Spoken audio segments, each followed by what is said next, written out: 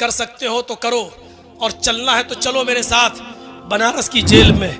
मैं आपको एक ऐसे आदमी से मिलवाता हूं जो स्विट्जरलैंड का रहने वाला है, जो आज से 8 साल पहले नेपाल के बॉर्डर पर, गौर कीजिए, उसकी गाड़ी क्रॉस कर रही थी, वो नेपाल में घूमते हुए इंडिया में आ रहा था, उसके पास इंडिया का भी वीजा था। चूंकि वो अपनी जबान से वाकिफ नहीं था, हिंदुस्तानी जबान नहीं जानता था, और उस गाड़ी के अंदर 10 किलो चर्स रखा हुआ था। जब गाड़ी इंडिया के बॉर्डर में आई तो पुलिस ने उस गाड़ी की चेकिंग की और उस गाड़ी के अंदर 10 किलो चर्स पकड़ा गया। चूंकि ये जबान से वाकिफ नहीं था, हिंदी जानता नहीं था, इसलिए सारे मुसाफिरों ने इसी का नाम लगा दिया और उसको पकड़कर महाराजगंज की जेल में ले जाया गया। उसको बंद कर दिया गया, अंडर कस्टडी ट्रायल चला और उसको 10 साल की सजा सुना दी गई। 4 साल वो महाराजगंज की जेल में रहा, उसके बाद वहां से ट्रांसफर करके बनारस की सेंट्रल जेल में भेज दिया गया। इत्तेफाक देखिए, अल्लाह को शायद ऐसे लोगों से मुझे मिलवाना था। नमाज की ड्यूटी जेलर ने हमको दे दी कि आप पढ़ाइए, उसमें भी फितना और फसाद चला। कुछ ऊंची टोपी वाले कहने लगे हम इनके पीछे नमाज नहीं पढ़ेंगे। जेलर ने कहा हम तुम्हारा मौलवी कहां से लेके आए, जो है वही पढ़ाएगा, पढ़ना हो पढ़ो, नहीं तो अपने कमरे में पढ़ो। बहुत कुछ होता है, बहरहाल वो सारी बातें यहाँ बताने की जरूरत नहीं। 4 साल से वो इस जेल में है, उसका साबिक़ा हमसे पढ़ा। इस 8 साल की मुद्दत में उसने पूरा कुरान पढ़ लिया। इस 8 साल की मुद्दत में उसने इंग्लिश में उसका ट्रांसलेट पढ़ा। इस 8 साल की मुद्दत में उसने हर जुमरात और सोमवार का रोजा रखना शुरू किया। वो आदमी इतना मजबूत ईमान वाला, मैंने हिंदुस्तान के अंदर, पूरे इंडिया के अंदर इतनी जगहों पर मैंने घूमा है, मैंने ऐसा मजबूत ईमान नहीं देखा। वो हमसे कहता था कि यार मौलाना है आप, है? हमने जी क्या हुआ, तुम 3-4 महीने में घबरा रहे हो, या आना जरूरी था तुम्हारा, है? मैंने कहा चुप, नहीं अल्लाह तुमको लेके आया, तुमको ये देखना था, तुमको यहां से सीखना था। हमने कहा मुझे मेरे जिस दुश्मन ने यहां तक पहुंचाया है उसको भी यहां आकर पता चलना चाहिए कि बीवी बच्चों से दूर रहने का अंजाम क्या होता है और क्या महसूस होता है। नहीं, तुम ऐसा नहीं करेगा, माफ कर दे उसको, माफ कर दे। मैंने कहा कि तुम्हें जिस पुलिस वाले ने अंदर डाला तो माफ करोगे? 8 साल से पढ़ा हो। कहता हम तो पहले ही दिन माफ कर दिया, हम पहले ही दिन माफ कर दिया। हमने ऐसा मजबूत ईमान वाला नहीं देखा। जब मुझे बेल की खुशखबरी मिली, जब मैंने फ़ोन किया, वहाँ से 2 नंबर पे फ़ोन कर सकते थे। अब जब से अखिलेश की सरकार आई थी तो उसने 2 नंबर चालू करवा दिए थे कि कैदी जो है बंदी 2 नंबर पे बात कर सकता है 5 मिनट।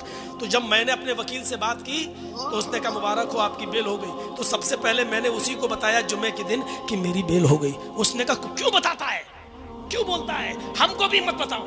क्यों? अरे जेल में नजर लग जाता है। अपनी भाषा में बोल रहा है, उर्दू सीखा, हिंदी सीखा। मैंने कहा यार इस आदमी से मैं मिलने जरूर आऊंगा।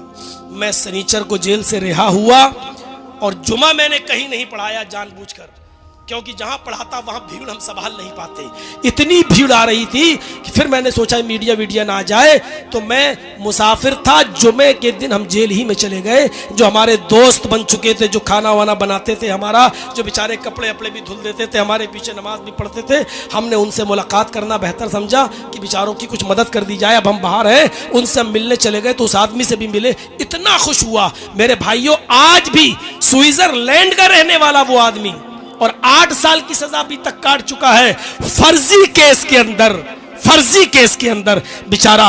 लेकिन ईमान उसका इतना मजबूत है कि आज भी वही कहता है कि मेरा यहां आना जरूरी था, तुम्हारा भी आना जरूरी था। जितना दाना पानी लिखा था वो तुम्हें मिलेगा। यहां से जो सीख के जा रहे हो वो लोगों को बताओ कि क्या होता है, और यहां बंदियों की, कैदियों की के लिए कुछ करो। मेरे प्यारे साथियों, मौलाना अबुल कलाम आज़ाद की ज़िंदगी से सबक हासिल कीजिए। अल्लामा इब्न तैमिया ने जेल की सलाखों में रहकर 35 जिल्दों में फतावा इब्न तैमिया जेल के अंदर ही लिख डाली है मेरे भाइयों।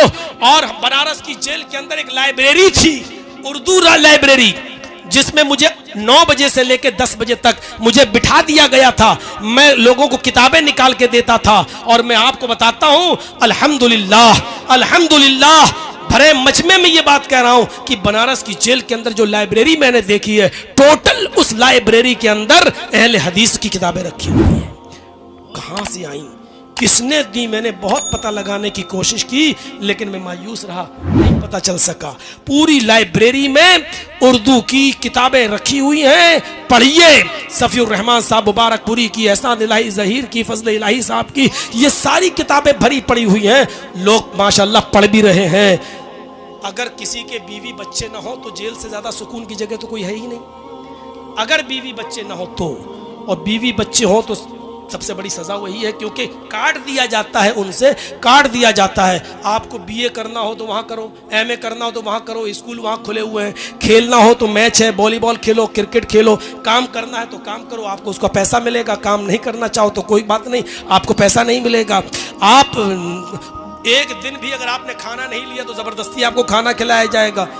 मेरा वजन जब आधा किलो घट गया, जब गया तो वजन किया, 3 महीने के बाद वजन किया तो आधा किलो घट गया।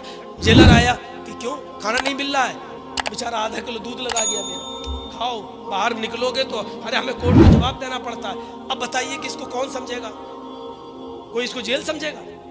लेकिन हाँ, घर वालों से काट दिया जाए, ये सबसे बड़ी सजा है। आप लोगों की दुआओं ने मुझे बाहर निकाला है, मुझे अपने अहल वयाल से मिलवाया है, और लोगों ने खाने काबा में भी हमारे लिए दुआएं की हैं। मैं उन सब का शुक्रगुजार हूँ, अपनी जमयत का, जमात का। बड़े बड़े लोग मुझसे मिलने आए, जमियत उलमा के लोग हमसे मिलने आए। डॉक्टर नोहरा शेख जो हैदराबाद की हैं, उन्होंने 3 वकील अपने सुप्रीम कोर्ट के हमारे पास भेजा और कहा कि सिर्फ दस्तखत कर दीजिए, 1 लाख से लेकर 50 लाख तक का खर्चा मैं आपका उठाऊंगी, कुछ नहीं। लेकिन मैंने सोचा इतना बड़ा मामला नहीं है मेरा, मैंने कहा नहीं, फिर देखा जाएगा जब जरूरत पड़ेगी। अल्लाह रब्बुल आलमीन से मैं दुआ करता हूँ इन तमाम लोगों का, जो लोग हमारे साथ, हमारे दुख दर्द में साथ रहे, हमसे मिलने आए, उन्होंने हमारे हौसले बढ़ाए। हमारी गैर मौजूदगी में हमारे वालिदैन को जो बुढ़ापे की दहलीज पर हैं, और जब मैंने उनको जेल के अंदर हमसे मिलने के लिए आए और उनके लड़खड़ाते हुए पैरों को जब मैंने देखा तो उस वक्त पहली मर्तबा मैं रोया और यही दुआ करता था कि अल्लाह मुझे ऐसा दिन न दिखाना कि मेरे बाप को उधर कुछ हो जाए और मैं जेल की सलाखों में रहूं। मुझे सबसे ज्यादा टेंशन मेरे वालिद मोहतरम की थी, जो 75 साल की उम्र में लड़खड़ाते हुए पैर से 2 लोगों के सहारे के जरिए आए।